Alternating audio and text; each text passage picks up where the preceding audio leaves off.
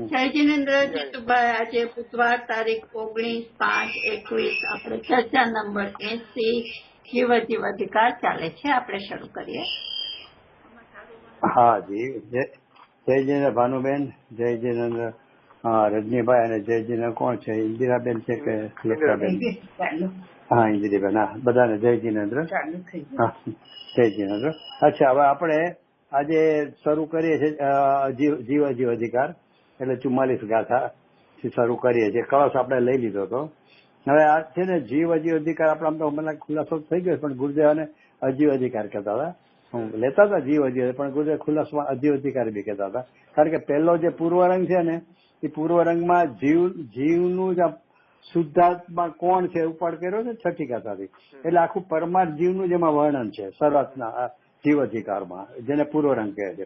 અને જયારે જીવ અધિકાર છે ને એમાં રાગ આદિને બધાને અજીવ પૂતગલ પરિણામથી ઉપજેલા પરિણામ એ રીતે કરીને એકલું અજીવ જ ઠેરાયો છે. એટલે એને નામ ભલે જીવ અધિકાર છે આચાર્ય પ્રમાણે, પણ ગુરુદેવને અજીવ અધિકાર કહેતા કે ભાઈ અજીવ અધિકાર છે. કારણ કે રાગ આદિ જે ભાવ એકચ્યુઅલી આપણા માટે છે ને, મને મારા ગોલન પ્રમાણે કહું તો મને આ પહેલો અધિકાર બહુ જ પ્રિય છે, જીવ અધિકાર બે. કારણ જીવમાં આખું પરમાર્થ જીવનું સ્વરૂપ આપણે બતાવ્યું કે ખરેખર તું કોણ છો. હું જે પ્રશ્ન કર્યો હતો રામજીભાઈ કેટલા પ્રકારના જીવ છે, એ 13મી ગાથા પરનો પ્રશ્ન હતો. તો ગુરુદેવે કીધું બે પ્રકારના જીવ છે, પરમાર્થ જીવ અને વ્યવહાર જીવ. વ્યવહાર જીવ એટલે કેવો હતો કે આ પર્યાય વાળો જીવ વ્યવહાર જીવ, અને પરમાર્થ જીવ એટલે એકલો ત્રિકાલિક નાયક, જે છઠ્ઠી ગાથામાં કીધું. એટલે ઈ આખો જે પહેલો અધિકાર છે ને એમાં આખું પરમાર્થ જીવનું સ્વરૂપ આ બતાવ્યું છે.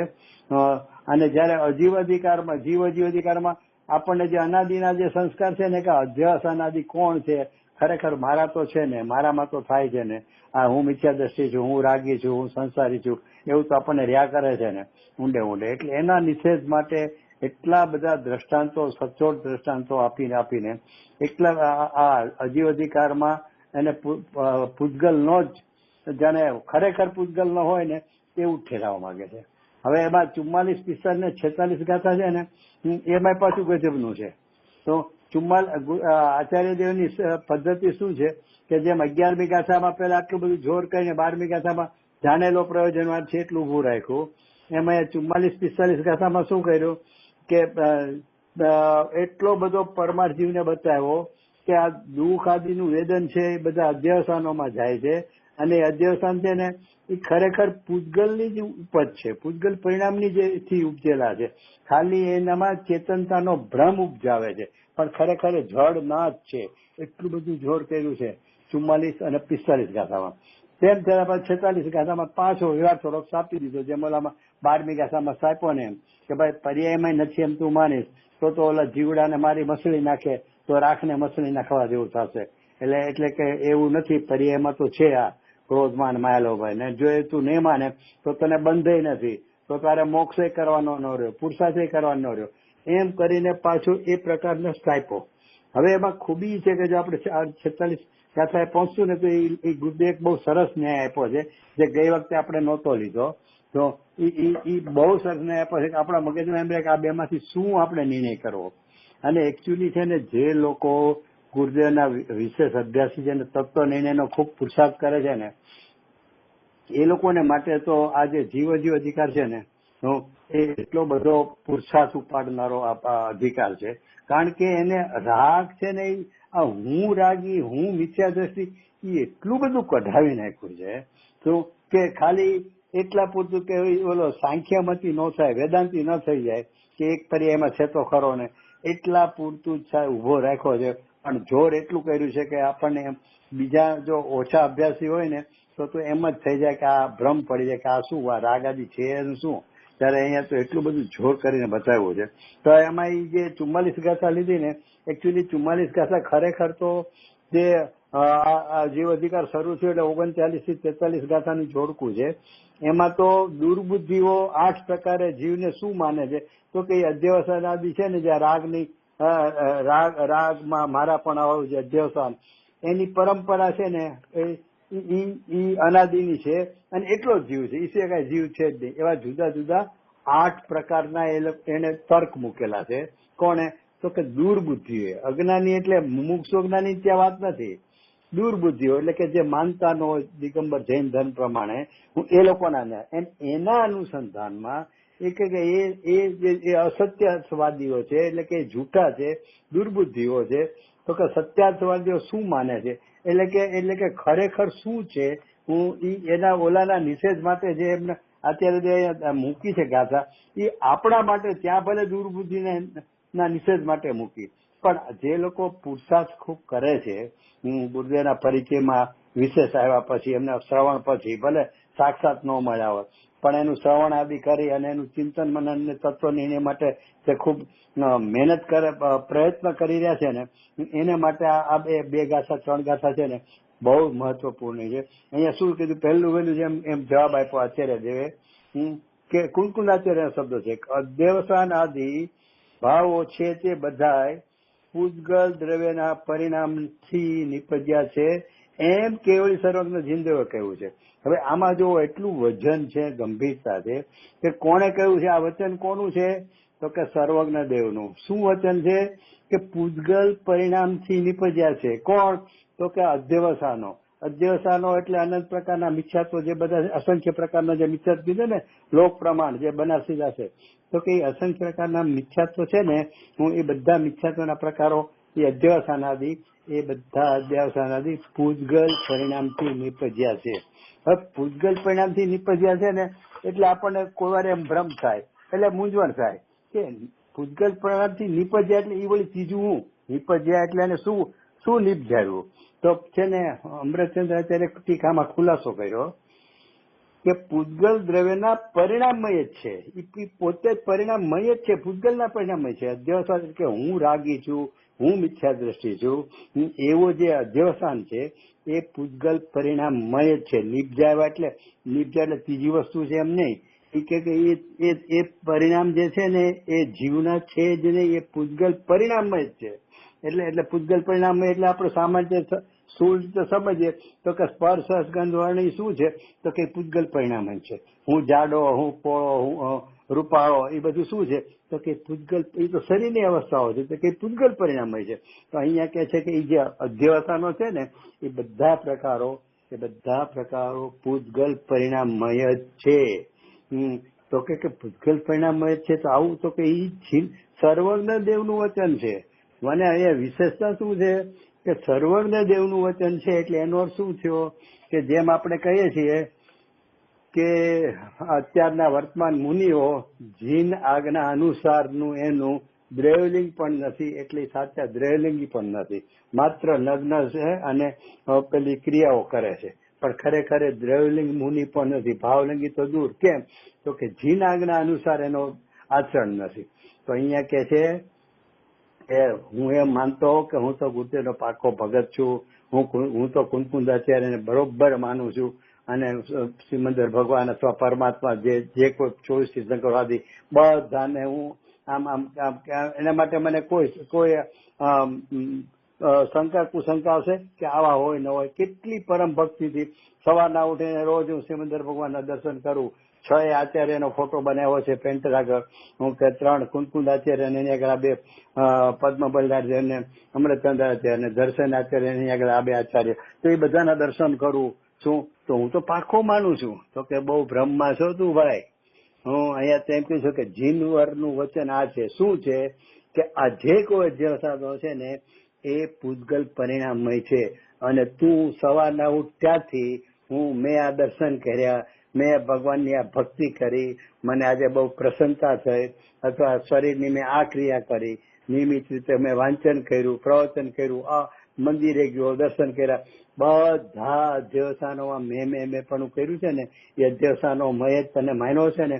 તું નથી માનતો શ્રીમંદર ભગવાનને, નથી માનતો કુંકુંદાચાર્યને, અને નથી માનતો ગુરુદેવને. કેમ, તો કે આ તો સર્વજ્ઞનું વચન છે, એ પૂજગલ પરિણામ છે, અને તું તો ઉઠો ત્યારથી મારા કરે છો, મેં આમ કર્યું ને મને આમ થયું ને બહુ સરસ થયું ને આ ખરાબ થયું ને ખોટું થયું ને. શું છે, તું જીનવરને માને છો નહીં. એટલો આમાં એને ઊંચો લાવ્યો છે આ 44મી ગાથામાં. એટલે મને તો એમ થાય કે આ બધી ગાથાઓ છે ને જીવ અધિકારની, હું એક બાજુ પેલા પરમાર્થ જીવ બતાવ્યો, અને પછી 39 ગાથાથી એવા જોરદાર દ્રષ્ટાંતો આપી અને આવા સિદ્ધાંત, આ તો સિદ્ધાંત કીધો રજનીભાઈ, આ તો સિદ્ધાંત કીધો કે સર્વજ્ઞ દેવનું આ વચન છે. પાછું આ વચન છે એમ અમૃતચંદ્ર ચોખ્ખું લખે છે, એમ નહીં કે ગુરુદેવે કીધું કે આપણે પ્રવચનમાં એમ ચોખ્ખું એમ લખે છે કે એવું આ સર્વજ્ઞનું વચન છે. તમારે આગળ તમને પુસ્તક બેસે તો તેવો જીવ નથી એવું આ સર્વજ્ઞનું વચન છે. હવે વિચાર કરીએ કે આપણે તત્વનો નિર્ણય કરતા હોઈએ અને આપણને જે એમ જ રહ્યા કરતું હોય કરે નહીં આ રાગ તો મારો છે ને આ ઘટાડું, મને આ શુભ રાગ આવો થાય છે, આ ન થવો જોઈએ, અમારે શુભ રાગભાઈ આટલું જ આમ થાય છે આમ નથી થતું. ત્યાં પછી મારે થોડુંક જેમ 5મા ગુણ સ્થાન વાળા કેટલું બધું ધ્યાન રાખે છે તો મારે તેમાં વાંધો શું છે, નુકસાન શું છે, એમ કરીને થતું હોય તો કહે છે કે ભાઈ તું ખરેખર સર્વજ્ઞના વચનને માનતો જ નથી. આપણે કહીએ ને કે ભાઈ ગુરુદેવના વચનને જે ન માને એ ગુરુદેવનો ભક્ત ન કહેવાય, ભલે ગુરુદેવનો જય જયકાર બોલે પણ ગુરુદેવ ભક્ત નો કેમ તો કે એ ગુરુદેવ કે પ્રમાણે માનતો નથી. જે બીજા લોકો જે કરતા હોય છે ને કે ભાઈ આમ કે ગુરુદેવને માન્ય છે, આમ પાસે જોવે તો વ્યવહારમાં વયા ગયા હોય ને બીજી ત્રીજો પ્રકાર હોય તત્વ ના ઓલા ન હોય તો આપણે એમ કહીએ ને કે ભાઈ ગુરુદેવનું માન્યું શું કહેવાય, તો એમ કહે છે કે અહીંયા તો સર્વજ્ઞનું વચન છે. એટલે મને તો આ 44 ગાથામાં જ્યાં 2-3 પોઈન્ટ જોયા ને મને જો કે ગજબનું એ છે. આ તો આપણે બહુ ઊંડાણથી વિચારવા જેવું છે કે ખરેખર હું ગુરુદેવનો ભક્ત છું, ખરેખર હું સર્વજ્ઞને માનું છું કે પછી ઓલા દ્રવ્યલિંગી જેવું છે અત્યારના વર્તમાન દ્રવ્યલિંગી જેવું કે જીન આજ્ઞા પ્રમાણે કાંઈ કરવું નહીં, ખાલી નગ્નપણું ને ઓલી ક્રિયા કર્યા કરવી એની જેમ આપણે ખાલી આ બધું શું છે. આટલે સુધી તું પહોંચો, તારે અંદરમાં નિર્ણયમાં આવો જોર આવે છે, ભલે ભાવ વાસન નથી એ તો ખબર છે કે મિથ્યાત્વ છે એટલે ભાવ વાસન ન જ હોય, પણ જે કહેવાય છે એનો નિર્ણય કરવામાં તને ઉલ્લાસ અને દ્રઢતા કંઈક લાગે છે કે ના ખરેખર આમ છે. આ સર્વજ્ઞનું વચન છે. એટલે મને આ 44મી ગાથા ઉપર થોડા બધા વિચારો વધારે આવેલા. જલ્દીભાઈ એમાં કઈ ફેર હોય તો કહેજો. હમણાં જ ગુરુદેવની પ્રવચન સાંભળ્યું, બંધ અધિકારની જે છેલ્લી ત્રણ ગાથા હોય છે જોડગો અણપ્રતિક્રમણ અપ્રત્યાખ્યાન, આ બધું જે આપણે કીધું છે બધું અપ્રતિક્રમણ અપ્રત્યાખ્યાન છે. નિમિત્તના લક્ષ્ય વધારા ભાવ છે ને એનો કહ્યું દ્રવ્ય ભાવનો સંબંધ નિમિત્તિક છે, એટલે નિમિત્તના લક્ષ્ય નિમિત્તના સંસ્કાર રહીને એટલે એ દ્રવ્ય અપ્રતિક્રમણ અને એના નિમિત્તિક સંબંધ વિભાવ ભાવો જે બધા થાય છે. એટલે આ બધા ભાવો જે છે અધ્યાવર્ષાન આદિ ભાવો એ બધા એની અંદર ગયા અપ્રતિક્રમણ અપ્રત્યાખ્યાનમાં. અને મને આજે આટલો આશ્ચર્ય થયું કે જેમ છઠ્ઠી ગાથા અને 11મી ગાથામાં ગુરુદેવે 8-10 પ્રવચનો કર્યા છે ને, તો આ ગાથા 3 ગાથાઓ ઉપર પણ ગુરુદેવે 9.5 પ્રવચન કર્યા છે. 9 પ્રવચન પૂરા અને 1 અધૂરું. એટલા એટલે એમને કેટલું લાગ્યું ફરી આપણે માનીએ છીએ આપણે માનીએ છીએ એવું નથી, આમાં બહુ એટલા ઊંડા ભાવ છે.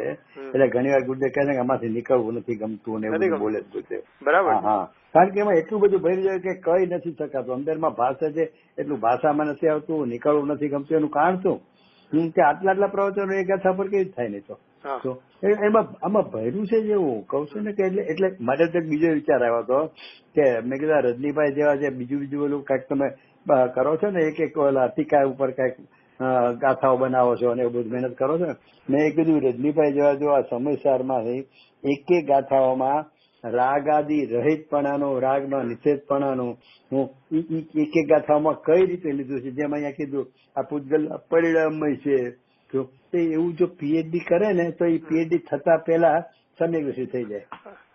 કારણ કે મૂળ પ્રયોજન જે છે એ તમે પીએચડી માં ઊંડા ઉતરો, અરે આમાં તો આમ કીધું, આમાં તો આમ કીધું, આમાં તો આમ કીધું છે. એ બધી મેળવણી ભાઈ એક ગાથામાં મેળવણી કરો ને રજનીભાઈ તો બહુ એમ થાય કે આ શું છે યાર. કહું છું ને મને વિચાર આવ્યો કે અવ્યક્તનો બોલ છે ને, હવે એમાં તો છે અશબ્દ અને અરૂપ ને બધા, તો એમાંય છે ને જે ત્રીજો ચોથો બોલ જે લીધો છે કે એમાં દ્રવ્યેન્દ્રિયનો નિષેધ કર્યો છે, ભાવેન્દ્રિય નિષેધ કર્યો છે, એટલે એ તો 31મી ગાથા આવી ગઈ. એટલે એકબીજાની ગાથાનો બધો ક્યાં નીકળે છે, ક્યાંય પૂર્વ પર વિરોધનો તો સવાલ જ નથી, પણ એ વાતને ક્યાં બીજી ગાથામાં સંકેલીને ફરીથી આપણને યાદ કરાવી દે. ગજબની શૈલી. એટલે ગુરુદેવ આટલા બધા અમૃતચંદ્ર અત્યારે એને ખૂંદ અત્યારે સર્વજ્ઞ કળિકા ને જે લે છે ને બધું, એ અમસ્તું નથી. આપણા જેવા સાધારણ માણસને જો એવું લાગતું હોય કે આમાં ગજબનું આ બધું કીધું છે, તો ગુરુદેવને તો કેટલું ભાસતું હશે. એટલે કીધું 44ની ગાથા શું, એટલે એ રીતે બહુ મને મજા આવી હતી. આપણે એમ લાગે કે છઠ્ઠી ગાથા તો મોટી ખાણ છે, એમાં જે આવ્યું ને હા બરોબર અન્ય સર્વ પરદ્રવ્યોનો ભાવથી ભિન્ન ઉપાસિત થયો શકો, તે બધી આ જ વસ્તુ છે. બધા અન્ય દ્રવ્યના ભાવથી ભિન્ન ઉપાસિત થયો શકો, આ બધી ગાથાઓ એ જ કે છે. એ ગાથાને જેને કે વધારે ઊંડાણમાં જઈને સમજાવવા માટે આ બધી ગાથાઓ લખી છે. એટલે આ સમયસરની ગાથાઓની મેળવણી જો ખાલી કર્યા કરે ને બેઠા બેઠો, તો મને લાગે ને આખો ભાવ એમાં આમાં જ ગયો છે. એટલું બધું આમાં ભર્યું છે. કારણ કે આ ગાથાની અરે આમાં કઈ રીતે પૂર્વ પર વિરોધ છે, કઈ રીતે દાખલા તરીકે 308, 311 ગાથા શરૂ કરી, બરોબર.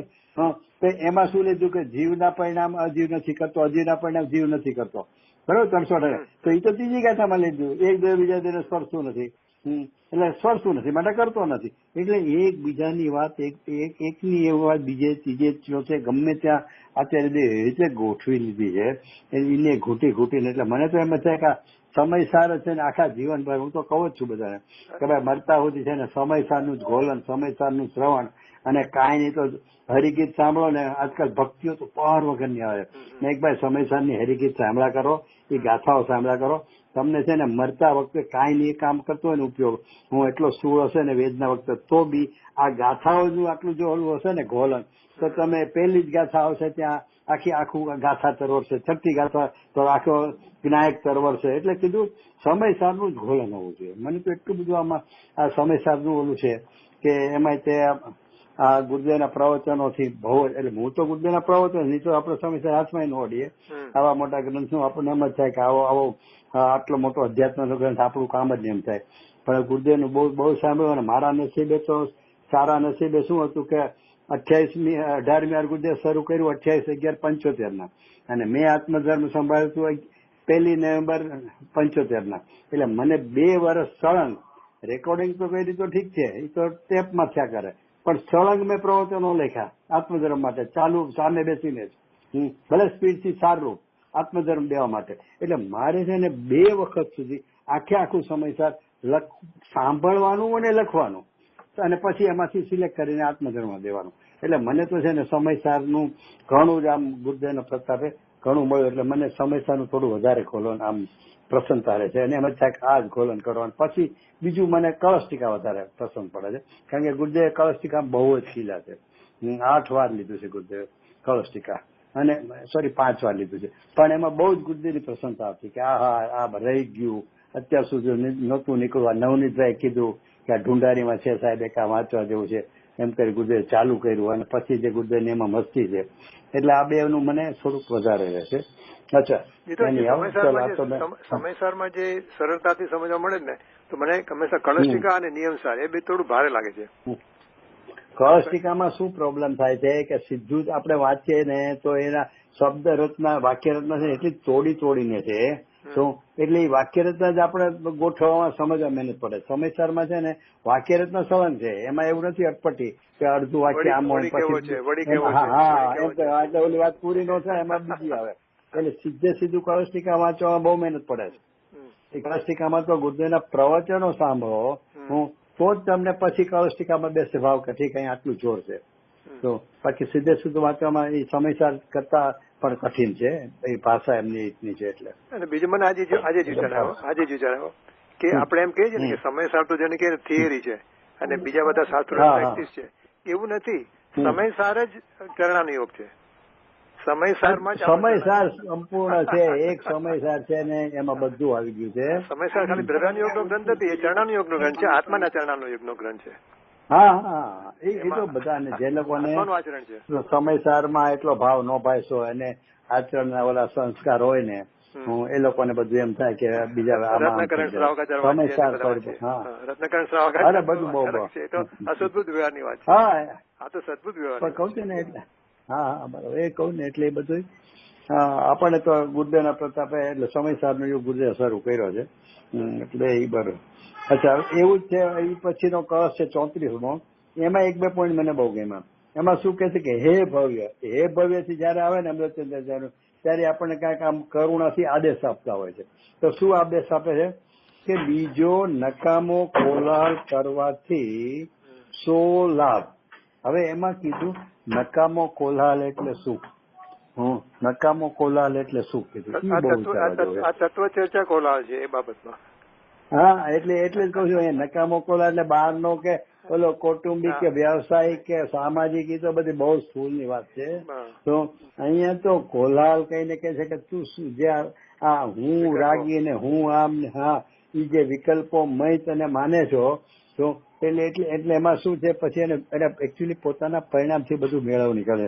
જેમ કે આપણે આજકાલ સાંભળવા મળે છે ને કે હું સંયમ લ્યો, સંયમ વગર ભાવ પૂરો થઈ જશે તો બેકાર જશે, એ બધી વાતો એ બધું નકામો કોલાહલ છે ભાઈ. તારે સૌથી પહેલા હું કોણ છું આત્માની અનુભૂતિ એક જ કરવા યોગ્ય કાર્ય છે, બાકી બીજું બધું નકામો કોલાહલ છે. એટલે નકામો કોલાહલ માં તો છે ને રજનીભાઈ, આપણે બધા જે સ્વાધ્યાય કરે છે ને એ લોકોએ પોતાની રીતે પોતાની મળે પોતાના પરિણામથી વિચારવાનું છે કે નકામો કોલાહલમાં હું સ્થૂળમાં ક્યાંનો ક્યાં વયો ગયો અને આ કેટલી સૂક્ષ્મતાથી ક્યાં સુધી લઈ જવા માંગે છે. ઈ નકામો કોલાહલ. કારણ કે અહીંયા એનું કારણ છે આ અહીંયા નકામો કોલાહલ છે એ 44 ને 45 ગાથા વચ્ચેનો કળશ છે. તો 44 ને 45 ગાથામાં તો અધ્યસ અનાદિ છે, જીવ નથી, એકલા પૂજગલના પરિણામ છે, ત્યાં પહોંચાડવા છે, એની વચ્ચેનો આ કળશ છે. એટલે નકામો કોલાહલમાં શું લેવું એ આપણે વિચારવાનું. કારણ કે આવી બે સૂક્ષ્મ ગાથાઓની વચ્ચેનો આ કળશ છે. એનો અર્થ કેવલી સ્થૂળની વાત નથી નકામો કોલાહલ એટલે. તો નકામો કોલાહલ પછી પોતે પોતાના પરિણામે પહોંચવું જોઈએ કે હું પ્રભાવના આદિના કાર્યમાં નિરંતર જોડાયેલો રહેતો. ગુરુદેવ કહેતા ને કે પરમુખ છે એટલે પરમુખ છે, તો એ કઈ રમત કરવા માટે નહોતા ગુરુદેવ, હસવા માટે નહોતા કહેતા.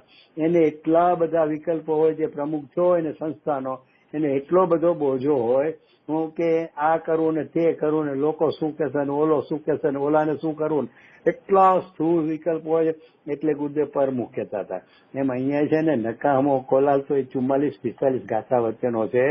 એટલે એને ખરેખર પોતાના પરિણામમાં શું સ્થિતિ છે અને શું નકામનો કોલાહલ છે. મને તો જો કે એના ઉપર ઘણા વિચારો આવ્યા હતા. ટોડરમલજી આપણે વાત થઈ તેમ કે ધર્મ પ્રભાવના કાર્ય વિશે કાળ વયો જાય છે, તો એ બધું નકામો કોલાહલમાં આવ્યું. જેનાથી આત્માની અનુભૂતિની સન્મુખતા થાય ને, ભલે આત્માની અનુભૂતિ ન થાય પણ ઉપયોગ તમારો નિરંતર એની સન્મુખ થવાનો પ્રયત્ન કરતો હોય, એ એક જ કાર્યકારી છે. બાકી બધો નકામો કોલાહલ છે. એ શુભભાવના બધા પ્રકારો, કયો શુભભાવ જીવે નહીં કર્યો વિચાર કરો. આપણને થાય ને ધર્મ પ્રભાવના કાર્ય કરી દે, અનંત વાર કર્યો તો એમાં શુભભાવ કયો બાકી રહ્યો છે?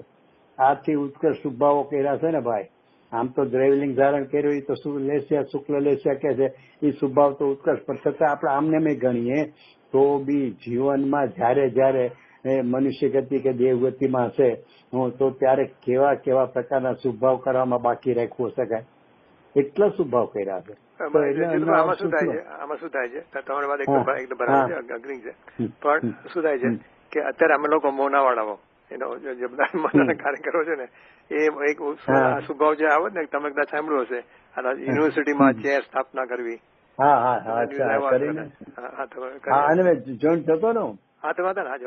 હા તો એ પણ છે ને હવે અમે એટલા બધા રચા પચા રહીએ છીએ એટલો ટાઈમ મને ખબર કે એવરી ટાઈમ વી ડુ લાગે કે ચાલો બહુ ટાઈમ જાય છે આની અંદર. પણ આપણે છે ને એક તરફ લાગે છે ગુરુદેવ નું આટલું થતું હોય, આટલી પ્રભાવના થતી હોય, અમેરિકાના લોકો પણ જે સમજતા થતા હોય તો આપણને એ તરફ ઇન્ટરેક્શન તો થાય જ. પણ પાછું એ પણ છે કે છે એ પણ ભૂલવાનું નથી કે એનાથી એમાં બહુ વિચારવા જેવું છે રજનીભાઈ કે જે લોકો અશુભ ભાવમાં વિશેષ રહેતા એટલે કે ધંધાદીમાં જોડાયેલા હોય અથવા બહેનો હોય બીજી પ્રવૃત્તિમાં ગૃહસ્થી પ્રવૃત્તિમાં વિશેષ જોડાયેલા હોય તો એને માટે તો છે ને આ કાર્ય ત્યાંથી ખસીને આમાં એટલે શું કામ માટે કે ઓલામાં તો એને આત્મા યાદ નથી આવવાનો. ત્યારે આ બધા શુભભાવમાં જોડાણ જે કરો છો તમે યુનિવર્સિટીનું આટલી બધી મહેનત કરીને ઓલી ચેરપર્સન ગોઠવો પછી આને બધું કરો અથવા તો આ બધા અક્ષર લખવાનું હતું તો એમાં છે ને આત્માની નજીક જવાય. એટલે કે આત્મા એને નજીક જવાય એટલે શું કે આત્માની એને યાદ આવવાનો અવકાશ છે. ઓલામાં એને યાદ જ નહીં આવે. કારણ અશુભમાં એટલું બધું ધંધામાં જો હું કઉ છું તમને આવું કે તમને તમે તો મારીથી મોટા છો એટલે નહીં પણ જુવાન માણસ એમ કે આ બધાથી શું એથી શું લાભ તો આપણે કઈ કરવું નથી એટલે શું કરશે તો કે ધંધામાં જેમ છે એનો ઓર ધંધો વિકસાવશે. તો એટલે એના માટે આ નિષેધ નથી. આ નકામો કોલાલ તો કોના માટે કે જે લોકો ગુરુદેવને સુધી પહોંચ્યા છે ખરા અર્થમાં, કે ભાઈ મનુષ્ય ભાવ ખાલી આ. અચ્છા, બીજી વાત છે કે આપણે ધંધાના કે ગ્રહસ્થના જે કઈ કાર્યો કરીએ છીએ એ બધા કાર્યોમાં તો પૂર્વના પૂન પાપ અનુસાર જ બધું થવાનું છે. માટે મારે તો મારા આત્માનું હિત કરી લેવું છે.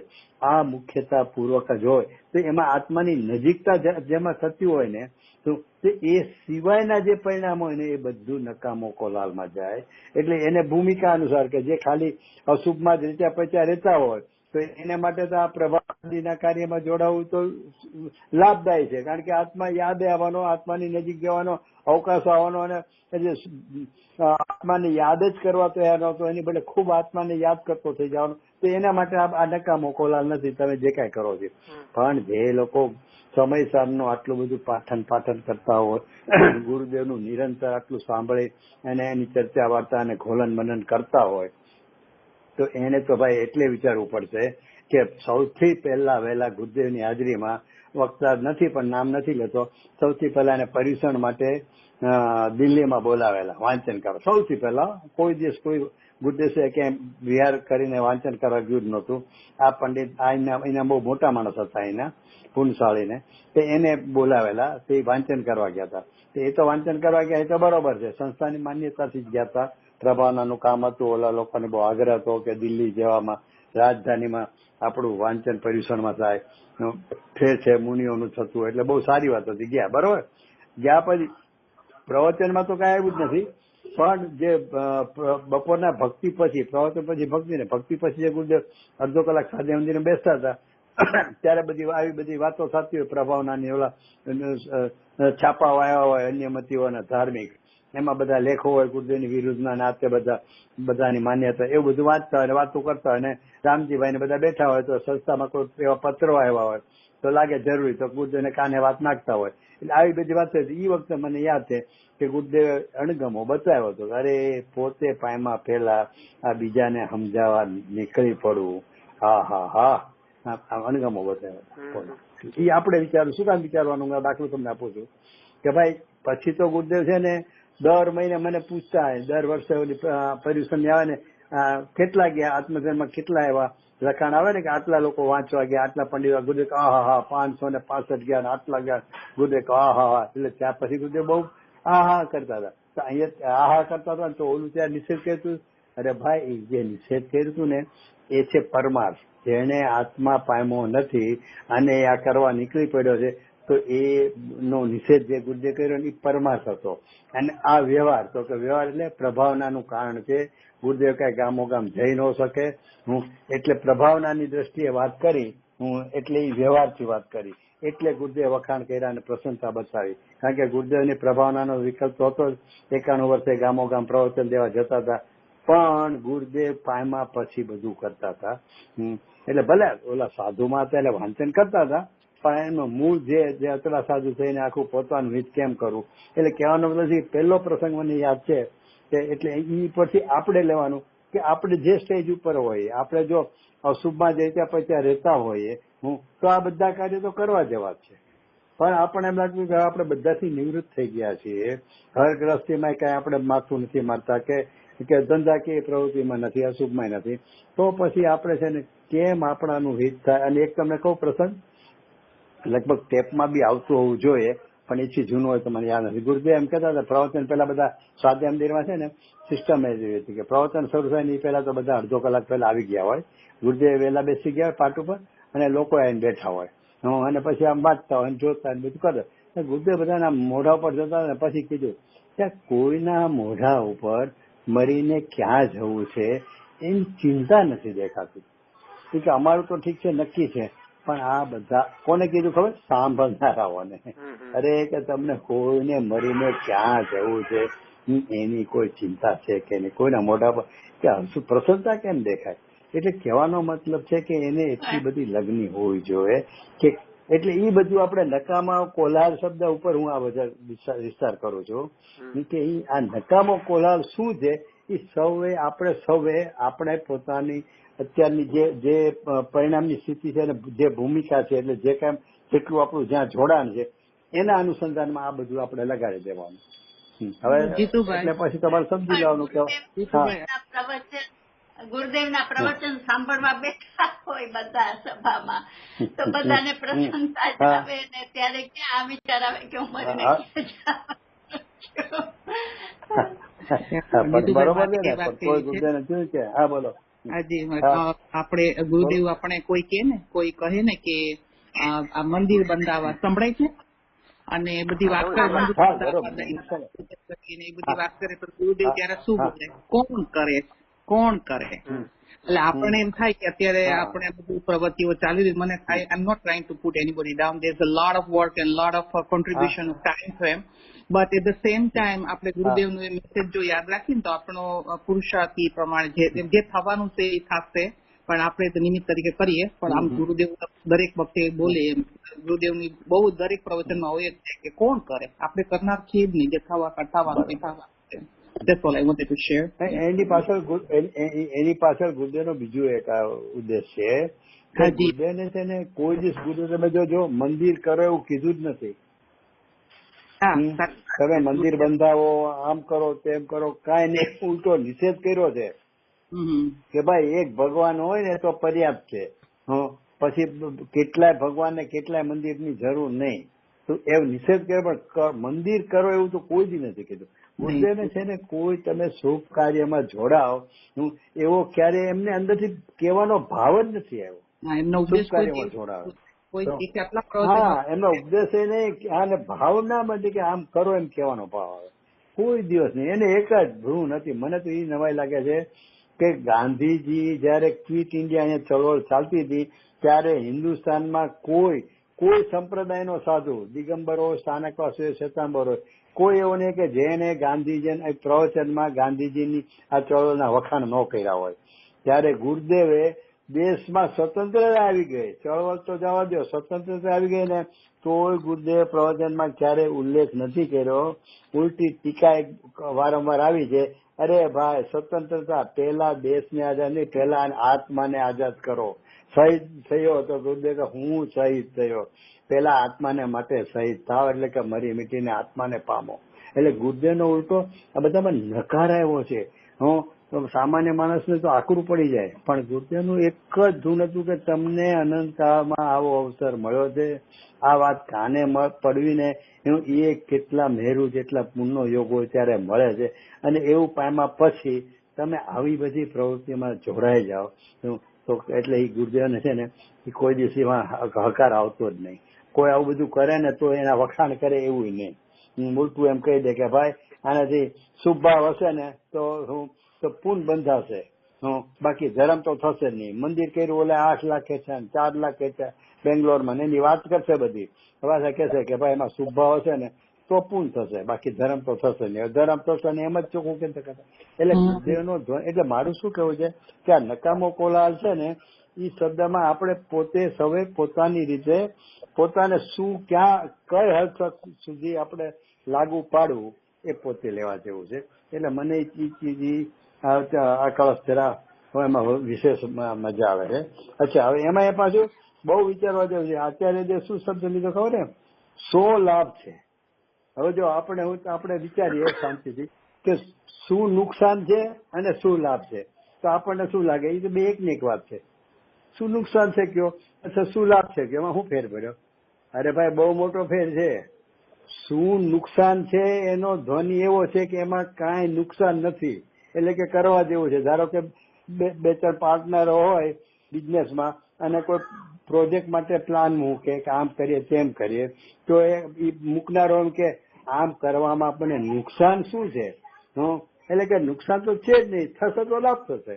એટલે કે લાભ બુદ્ધિનું તમારા લક્ષમાં છે, શું નુકસાન થશે એમાં. જેમ કે આ વચ્ચે આપણે વાત થઈ હતી કે પુરુષાર્થજીના પ્રવચનમાં કોઈ વખતે કીધું કે આ બધું 5 ગુણસ્થાન વાળું અત્યારે આપણે કરીએ તો એમાં શું નુકસાન છે. એ શું નુકસાન છે શબ્દ એમાં લાભ છે એવો ધ્વનિ પડ્યો છે. અચ્છા, અહીંયા અત્યારે એમ ન કીધું, અહીંયા એમ કીધું કે 100 લાભ છે.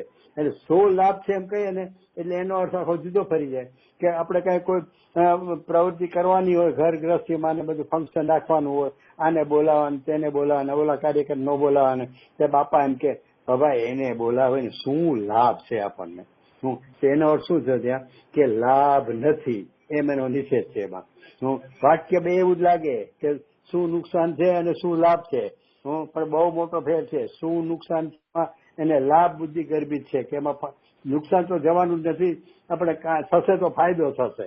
જયારે ઓલા આચાર્ય એમ ન લીધું, એમ કીધું શું લાભ છે, એટલે કે લાભ બુદ્ધિનો નિષેધ કર્યો કે એમાં તને કોઈ ફાયદો નથી થવાનો. તું આજે કોલાહલ કરે છો ને નકામાં ક્યાં, તો કે ધર્મ કાર્ય વિશે પ્રવૃત્તિ, હું ધર્મ કાર્ય વિશેની પ્રવૃત્તિમાં શું લાભ છે એમ તને પૂછ કે ભાઈ આ બધી ધર્મ કાર્ય પ્રવૃત્તિમાં છે ને એ બધા શુભના કાર્યમાં તને પૂન બંધાશે, એ 4 ગતિમાં રખાવવા માટે જ કામ લાગશે, કોઈ લાભ નથી. એટલે લાભ બુદ્ધિનો નિષેધ કર્યો છે.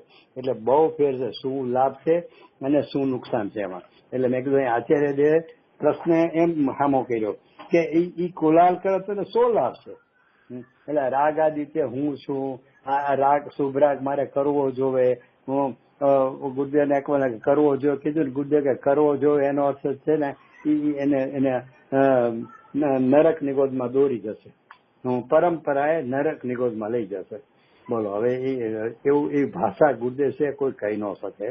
પણ એટલે કહેવાનો મતલબ છે કે આપણે વિચારવાનું, કોઈ બી આપણે પ્રવૃત્તિમાં જોડાવવું હોય ને તો શું નુકસાન છે તે નહીં વિચારવું, શું લાભ છે એને વિચારવું. આપણે આત્મા સંબંધીની મુખ્યતા રાખી અને કોઈ પણ શુભની પ્રવૃત્તિમાં કે અશુભની પ્રવૃત્તિમાં જ્યાં પણ જોડાણ કરવાનો વિકલ્પ આવે ને, અથવા એવો યોગ બને ને, ઉદયભાવ આવે, ત્યારે અંદરમાંથી વિચાર જરૂર કરવો, પણ ક્યાંથી કઈ રીતે કરવો, શું નુકસાન છે એમ નહીં, મને શો લાભ છે. શો લાભ છે એટલે કે હું આમાં આત્માની નજીકતા નિકટતા મને સમજવે છે, કોઈ લાભ છે એમ કહેવાય. નથી લાભ, નિકટતા નથી થાય તો એમાં મને શો લાભ આવ્યો, એટલે કે એ તો નુકસાન જ છે.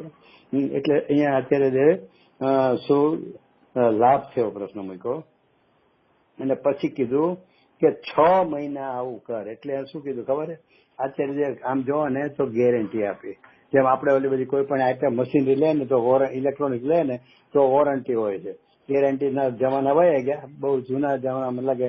હું સ્કૂલમાં તો ત્યારે આઈટમ ત્યારે ગેરંટી આપતા હતા, એટલે રિપ્લેસ જ કરે. હવે બધા વોરંટી ને આવી ગઈ, એટલે કે અમુક વસ્તુ ખરાબ થઈ તો આમ કરી દે તેમ કરી દે, પૂરેપૂરું નહીં, વોરંટી. અહીંયા આચાર્ય 6 મહિનાની ગેરંટી આપી કે 6 મહિના આમ કરીને શું કરવાનું. 6 મહિના તો કે નકામો કોલાહલ છે ને એ ગોતી જેટલો નકામો કોલાહલ છે એનો મને શું લાભ છે, શું લાભ છે. એટલે બધા કોલાહલનો તને નિષેધ થવો જોઈએ.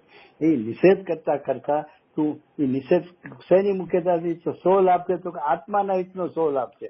એટલે કે આત્માની હિતની લાભવાળી જે પ્રવૃત્તિ હોય, એટલે કે વિચાર મંથન આદિ, આ શ્રવણ મનન આદિ, તો કે એક કરીને 6 મહિના સુધી જો ન મળે પછી ભલે એમ આચાર્યદેવ કીધું નથી કે ન મળે તો મારી આગળ લઈ જાજે, પણ ગેરંટી પૂર્વક જ કહી દીધું છે કે આવું 6 મહિના જો તને જો આવો અનુભવ થાય છે કે નહીં જો, એટલે કે થશે જ એમ કરીને આચાર્યદેવ છે આ કળશના શબ્દો બહુ સાદા અને સિમ્પલ લાગે કે નકામો કોલાહલ છોડી દે તને શું લાભ છે, 6 મહિના કરતો તને આત્માનો અનુભવ થશે.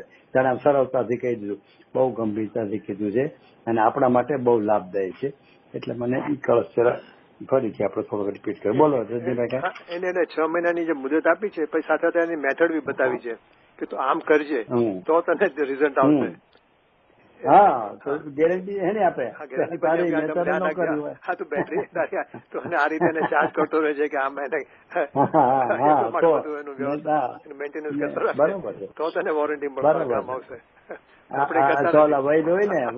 વૈદ હોય ને કે તારો જૂનો દરદ છે ને આ 6 મહિના તારે આવી રીતે આ દવા લેવાની આટલી શેરી પાડવાની, 6 મહિના પછી મને કહેજે તો શું થાય છે. એટલે દાખલા તરીકે કે એક બેન ને છે ને ઓચિંતાનું ડાયાબિટીસ આવ્યું, સીધું 350, એ વૈદ આગળ ગયા. વૈદ કે તને 15 દિવસમાં મટી જાય. મારી જવાબ શું કે ગળો આવે છે ને લીમડાનો, લીમડામાં ફરતી વેલ થાય છે, બીજા વૃક્ષમાં થાય નહીં પણ લીમડામાં ફરતી. એ ગળોના 4-5 ટુકડા રોજ એક ઇંચના પલાળી દેવાના રાતના, અને સવારે એનું પાણી પી જવાનું, સવારે પલાળી રાતના પી જવાનું. 15 દી પછી તું ટેસ્ટ કરાવીને આવજે, તારું નોર્મલ થઈ ગયું હશે, મારી ગેરંટી.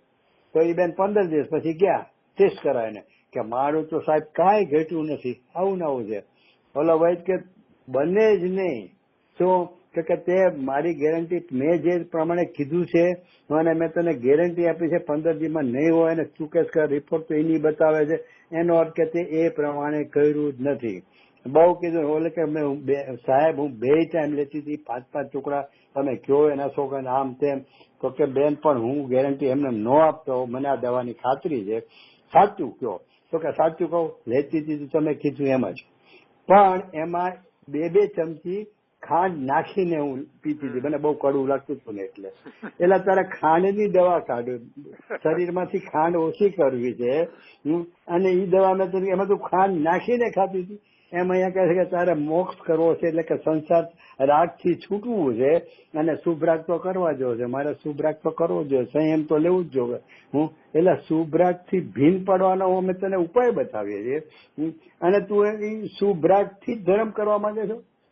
એટલે અહીંયા કહે છે કે તને 6 મહિનાની ગેરંટી છે, પણ તમે કીધું એમ કે અમે જે વિધિ બતાવી છે ને એ પ્રમાણે કે નકામો કલાલ છોડ, એનાથી વિરક્ત થા, અને અમે તને જે કીધું છે એ પ્રમાણે કરીને જો, અને તને 6 મહિનામાં નોર્મલ ડાયાબિટીસ ન થઈ જાય એમ જેમ કે 6 મહિનામાં તારું કામ ન થાય. એટલે આવું છે તમે કીધું ભાઈ. એને ભગવાને કીધું એટલે મને તો નવા આશ્ચર્ય શું થાય ખબર, એટલે વિશેષતા શું લાગે છે કે જીન વચન ઉપર જાઓ. 46મી ગાથા સુધી આપણે નહીં પહોંચીએ, પણ જીન એમાં ગુરુદેવ બહુ સરસ ખુલાસો કર્યો. હું તો એટલો બધો એ વાત પર ખુશ આમ એટલી મને પ્રસન્નતા રહે છે. એ ગુરુદેવ જે તર્ક આપ્યો છે, ધ્યાન દોર્યું છે, એ લેશું જયારે વારો આવશે ત્યારે. આ તો 44 છે ને 45 તો 46 ગાથા એટલે કહેવાનો મતલબ છે કે જીન વચન, તું જીન વચન અનુસાર પેલા પહોંચ કે હું જીન વચનની આજ્ઞા પાળીશ, હું જીન આજ્ઞા અનુસાર જ. એટલે તમે દ્રવ્યલિંગ ધારણ કરો અને જીન આજ્ઞા અનુસાર ન પાલન કરો તો નાગા બાવાસાનું ઘર બાર છોડવાનું કામ શું હતું? રોટલા માટે? ઘરે રોટલા નહોતો એટલે છોડ્યું તમે? તમારા આત્માના હિત માટે તમારે જયારે દંડપણાના ભાવ છે તો એ કમસે કમ જીન આજ્ઞા અનુસાર તો હોવું જોઈએ કે નહીં? ભાવલિંગની તો પછી વાત છે, પણ જીન આજ્ઞા દ્રવ્યલિંગે તમે નથી લેતા તો શું કાવે નગ્નપણું લેવો? એમ અહીંયા કહે છે કે જીન આજ્ઞા અનુસાર તું આ માનવા તૈયાર છો? દુઃખ સુખ દુઃખ આદિ ભાવ 45 ગાથા મીજ લેશે. આ દુઃખના પરિણામ તને ઉદય આવે છે ત્યારે ઉપજતા દેખાય છે ને, એ ખાલી ભ્રમ છે કે તારા છે, તારામાં ઉપજ્યા છે, એ માત્ર જડ જ છે, પૂતગલ ના જ છે. હું એવું બધું એમાં લીધું છે 45 ગાથામાં. એટલે ઈ જીન વચન છે અને ઈ જીન વચન સુધી તને તું પહોંચે તો તું છે ને જીન આજ્ઞા વાળો સાચો દ્રવ્યલિંગ થયો. હજી ભાવવાસન નથી થયું ને, એટલે સાચો દ્રવ્યલિંગી થયો. ભાવલિંગી પછી થઈ. એમ જીન અનુસાર તું લગ્નપણું ને મુનિપણું તું તો લીધું, જીન આજ્ઞા અનુસાર પાલન કર્યું. તો એ રીતે અહીંયા કહે છે કે જીન આજ્ઞા જીન વચન છે એ 45 ગાથામાં કીધું, 44માં કીધું અને પછી ઓલો કોલાહલ વાળું કીધું. અચ્છા, હવે તમારે આજે નીકળવાની ઉતાવળ હોય ને બંધ કરવું હોય તો અચ્છા ના ના ઓકે હા. પછી હવે એ જયારે વાત થાય ને 34મી તો ફરીથી શિષ્યને બોલો ભાનુ. એટલે હા અચ્છા વળી શિષ્યને પ્રશ્ન થયો કે અધ્યવસાને જીવ નથી કયા તો પછી એ અન્ય ચૈતન્ય સ્વભાવ જીવ કયો બીજી જગ્યાએ, તો એનો બધો ખુલાસો કરતા 45મી ગાથામાં એક બહુ સારી વાત કરી. ક્યાંય સર્વજ્ઞનું વચન કીધું ભાઈ. 45મી ગાથામાં અધ્યવસાન આદિ સમસ્ત ભાવોને ઉત્પન્ન કરનારું જે 8 પ્રકારનું જ્ઞાન આદિ કર્મ છે તે બધું પૂતગલ છે એવું સર્વજ્ઞનું વચન છે. સર્વજ્ઞનું વચન શું છે? 8 પ્રકારનું કર્મ છે એ તો પૂતગલ છે, એમાં કઈ નવીનતા નથી. એ કોને ઉત્પન્ન કરે છે? અધ્યવસાનાદિ સમસ્ત ભાવોને. ક્યાં અધ્યવસાનાદિ? જે અસંખ્યાત પ્રકારના અજ્ઞાનીને મિથ્યા સ્વભાવ જે વર્તે છે એને ઉત્પન્ન કરનારું કોણ છે? તો કે 8 પ્રકારનું કર્મ. તો કે 8 પ્રકારનું કર્મ ને તો શું કીધું છે? સર્વજ્ઞનું વચન છે. શું છે? તો કે એ તો કર્મ છે, એટલે કે પૂતગલ જ છે 8 પ્રકારનું કર્મ. તો ગુરુદેવ કહે છે કે પેટ માર્યું હોય વાંદરું અને જન્મે બાળક, એટલે કે જેના પેટમાં જે હોય એનો જન્મ થાય ને, એમ અહીંયા કે છે ઉત્પન્ન કરનારું કોણ છે તો કે કર્મ છે, એટલે કે પૂતગલ છે. તો એ પૂતગલ વડે જે અધ્યવસાનાદિ ઉત્પન્ન થયા ને એને ઉત્પન્ન કરનારું કોણ છે તો કે એ પૂતગલ જ છે, કારણ કે પૂતગલ વડે ઉત્પન્ન થયું છે. તો એટલે એનોમાં કેટલી ગંભીરતા છે કે મારી પર્યાયમાં તો છે ને એ વાત ક્યારે ઉત્પન્ન કરે છે કોણ તો કે પૂતગલ, આ જ કર્મ. અને તું કે છે કે મારી પર્યાયમાં તો છે ને, મારી પર્યાયમાં તો છે ને. અરે અહીંયા તને આ ગ્રંથ છે પ્રયોજન સિદ્ધિ માટેનો. અહીંયા હવે બોલો સિદ્ધાંતિક ગ્રંથ નથી, પેલો શું કહેવાય ચરણાનુયોગનો અથવા તો સિદ્ધાંતના ન્યાયશાસ્ત્રોનો. શું હા, તો એટલે ઈ વિચારવાનું છે કે આ આખું જીન વચનમાં શું કીધું તો કે એટલે પછી આગળ કહેશે કે દુઃખમાં જે આકુદાર અધ્યસનાદિ ભાવો છે, એટલે અહીંયા શું કે છે કે તને જે કર્મના ઉદયમાં દુઃખના પરિણામ થતા દેખાય છે ને એ ભલે કર્મના ઉદયથી તારા દુઃખના પરિણામ છે એ તને એમ લાગે કે મને અનુભવાય છે, વેદાય છે, પણ એને ઉત્પન્ન કરનારું કોણ છે તો કે 8 પ્રકારનું દ્રવ્ય છે. એટલે શું થાય છે કે તને એવો ભ્રમ ઉપજે છે કે ચૈતન્ય સાથે સંબંધ હોવાનો ભ્રમ ઉપજાવે છે. હવે અહીંયા એક બહુ આચાર્ય દેવના સમજવા જેવા છે કે શું ભ્રમ ઉપજાવનાર છે, ચૈતન્યના છે એવો ભ્રમ ઉપજાવનાર છે એમ નથી કીધું, ચૈતન્ય સાથે સંબંધ હોવાનો ભ્રમ ઉપજાવનાર છે. હવે એ બેમાં કેટલો મોટો ફેર છે કે સંબંધ ઉપજાવનારા છે એવો ભ્રમ અને એના હોવાનો ભ્રમ, તેમાં બેમાં શું ફેર તો કે એનો ફેર એટલો કે અમારે અહીંયા છે ને સોનગઢમાં કુંકુનગરમાં જ્યાં હું રહું છું ને ત્યાં એક માળ પર એક ફ્લોર પર 10 ફ્લેટ છે, બરાબર. તો 10 ફ્લેટમાં એક ફ્લેટમાં એક બ્રહ્મચારી ભાઈ રહે છે અને બીજામાં બધા ગ્રહસ્થીઓ રહે છે. તો ગ્રહસ્થીઓમાં એક ફેમિલી છે, એના સાસુ સસરા છોકરાઓ છે, પતિ પત્ની બધા રહે છે, બાજુમાં બ્રહ્મચારી ભાઈ એટલા સરળ સૌમ્ય ધાર્મિક ભાવના વાળા છે. તો ઓલા બેન છે ને અવારનવાર બહુ ધ્યાન રાખે, તો સાજા માંદા હોય કે બીજું ત્રીજું બ્રહ્મચારી માણસ છે એટલે તો ત્રીજો કોઈ એક માણસ એવો છે ને એને એમ શંકા પડે કે આ બેને શું સંબંધ હશે, આ બેને શું સંબંધ હશે, પણ ક્યારેક એવો તર્ક નથી કે શંકા નથી ઉપજતી કે આની પત્ની હશે, આની પત્ની હશે, કારણ કે એ તો એને ખબર જ છે કે એ તો બાજુવાળા ભાઈની પત્ની છે. એટલે બાજુવાળા ભાઈની પત્ની છે એટલે આ ભાઈની પત્ની હશે કે નહીં એવોનો પ્રશ્ન ઉઠે બ્રહ્મચારી. શું સંબંધ એમ અહીંયા છે ને કે રાગાદી તો જીવના છે, પણ તને એની સાથે સંબંધ હોવાનો ભ્રમ ઉપજાવે છે. અહીંયા સંબંધ હોવાનો અને ખાલી હોવાપણાનો એમાં બહુ વિચારજો. મેં તમને સુદ્રષ્ટાંત તો આપ્યો પણ તમારી રીતે વિચારશો ને ખ્યાલ આવશે કે સંબંધ હોવું એ તો પ્રત્યક્ષપણે બે ભીમ છે, એના સંયોગની વાત છે અને ઓળો તો એનું જ છે. એટલે કે એ હોવાપણાનો ભ્રમ ઉજવનારા એમ ન કીધું. અહીંયા જે દુઃખાદિના જે પરિણામ તને થાય છે કર્મના ઉદયમાં એ પરિણતિ વખતે એ સંબંધ ચૈતન્યની સાથે સંબંધ હોવાનો ભ્રમ ઉપજાવનારા છે. એટલે મને એ વાત બહુ ગમે કે અહીંયા આચાર્ય જે શબ્દ એટલો તોડ મૂક્યો છે કે ચૈતન્ય ના હોવાનો ભ્રમ ઉપજાવનારા છે એમ ન કીધું, ચૈતન્ય સાથે રાગાદીને સંબંધ હોવાનો ભ્રમ ઉપજાવે છે. તો પણ તેઓ આત્માના સ્વભાવો નથી પણ પૂતગલ સ્વભાવો છે. કેમ તો એનું કારણમાં કીધું કે પરમાર્થે દુઃખરૂપ ભાવ ચેતન નથી, કર્મજન્ય છે, તેથી જડ જ છે.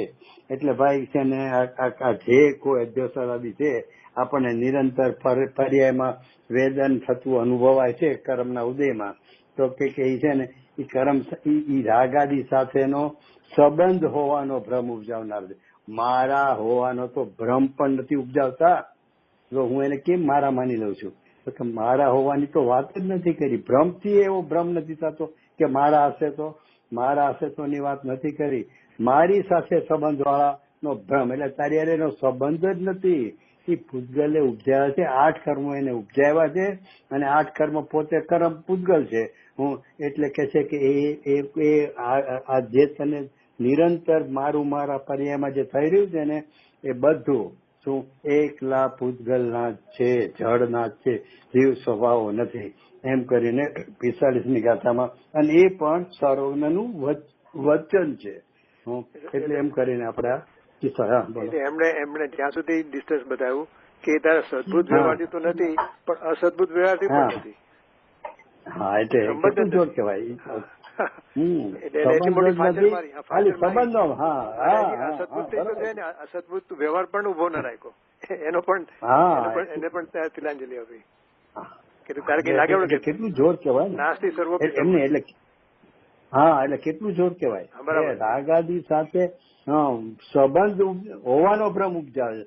રાગાદી ચારા હોવાનો તો ભ્રમે ઉપજાવનારા નથી. એટલો તો ભ્રમે ઉપજતો નથી કે રાગાદી મારા. હું એમ કહું છું કે ઘરમાં જેડ ગર્લ હોય ફરતી હોય તો એ મારું છોકરું છે એવો ભ્રમ થોડો. મારો સંબંધ એટલે કે મારા ઘરમાં છે એવો સંબંધ હજી ઉપજે. પણ એ જેડ ગર્લ બચ્યું એ મારું છે હું એમ થોડો સંબંધ હોવા પણ છોડો ને માની કે ભ્રમ ઉપજશે. એટલે એમ ભ્રમ નથી ઉપજતો. હોવા પણ ભ્રમ નથી ઉપજતો. સંબંધ હોવાનો ભ્રમ ઉપજે છે. એટલે એમ કરીને કે ભિન્નપણું તો રાખવું જ છે એમ. એટલે મને એ પિક્ચર્સની કથામાં એ ભાવ વિશે જરા એમાં. અને આપણે તમારો ટાઈમ એ થઈ ગયો છે. મારા 9 વાગ્યા એટલે 11:30 વાગ્યા. ચલો હવે ક્યારે મળવાનું છે આપણે વાત થઈ? હવે